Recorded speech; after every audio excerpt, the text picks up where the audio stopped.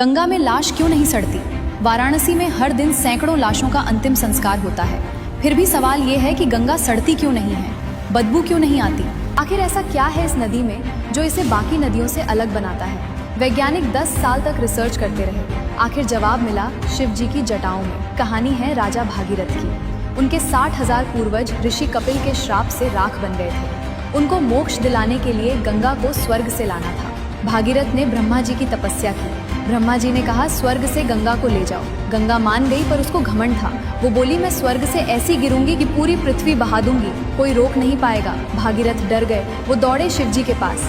शिव जी बोले आने दो, और गंगा पूरे अहंकार के साथ स्वर्ग से गिरी। आवाज ऐसी कि देवता कांप गए। जैसे ही वो शिव जी के सिर पर गिरी, शिव जी ने अपनी जटाएं खोल दी और गंगा जटाओं में फंस गई। निकलने का रास्ता नहीं मिला।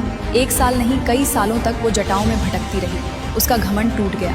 फिर भागीरथ ने फिर से शिव जी की पूजा की। शिव जी प्रसन्न हुए। उन्होंने अपनी एक जटा हिमालय पर खोली। गंगा 7 धाराओं में बंटकर धीरे धीरे धरती पर आई। तब शिव जी ने गंगा को 2 वरदान दिए। पहला वरदान, गंगा तू मेरी जटाओं में रही है, इसलिए तू कभी अशुद्ध नहीं होगी। दूसरा वरदान, तुझमें जो भी मरेगा, लाश हो या हड्डी, वो सड़ेगा नहीं, वो सीधा मोक्ष पाएगा, क्योंकि तू ब्रह्म द्रव्य है, अमृत है। इसी वरदान से भागीरथ के 60,000 पूर्वज मोक्ष पा गए। इसी वजह से गंगा को मोक्षदायिनी भी कहा जाता है, और आज साइंस ने भी इसको मान लिया है।